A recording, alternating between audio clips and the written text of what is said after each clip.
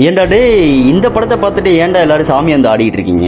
கருப்பு படம் பார்க்கறதுக்கு சினிப்பிரியா தியேட்டர்ல ஒரு என்ட்ரியை போட்டேன். நம்ம சேனல்ல ஃபர்ஸ்ட் டைமா பார்க்கறீங்கன்னா அப்படி ஃபாலோ பட்டனை மட்டும் தட்டி விட்டுருங்க. இந்த படத்தோட ஒன்லைனே கருப்பேன் தான். படம் ஸ்டார்ட் ஆகி ½ hour வரையும் சூரிய அண்ணனை பார்க்க முடியல. அதுக்கடுத்து சூரிய அண்ணன் வராரு. ஆனா சூரிய அண்ணனாவே நம்ம கண்ணுக்கு தெரிய மாட்டாரு. கருப்ப சாமியே வந்த மாதிரி தான் இருக்கும். அந்த அளவுக்கு நடிப்பு பிச்சு உதறிட்டாரு. தளபதிக்கு எப்படி அட்லி ப்ரோவோ அதே மாதிரி ஆர்ஜே பாலாஜி ப்ரோ நம்ம சூரிய அண்ணனை பார்த்து ஃப்ரேம் பை ஃப்ரேம் செதுக்கி இருக்காருன்னே சொல்லலாம்.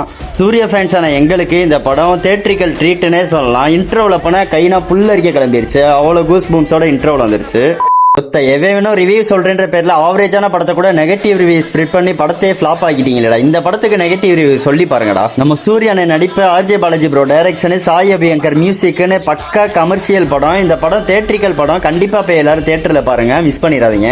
இந்த படத்தை பார்த்துட்டு ஏன்டா எல்லாரும் சாமி வந்து ஆடுறாங்கன்னு நினைச்சிடாதீங்க. சாமியே வராதவங்களுக்கு கூட கருப்பன் இறங்கி ஆட கிளம்பிடுவாரு. இனிமேல் காலரை தூக்கி விட்டுட்டு தான் சுத்துவோம். இந்த படத்துக்கு என்னோட ரேட்டிங் 10க்கு 9.8. உங்களோட ரேட்டிங் என்னன்றதை கமெண்ட்ல சொல்லுங்க.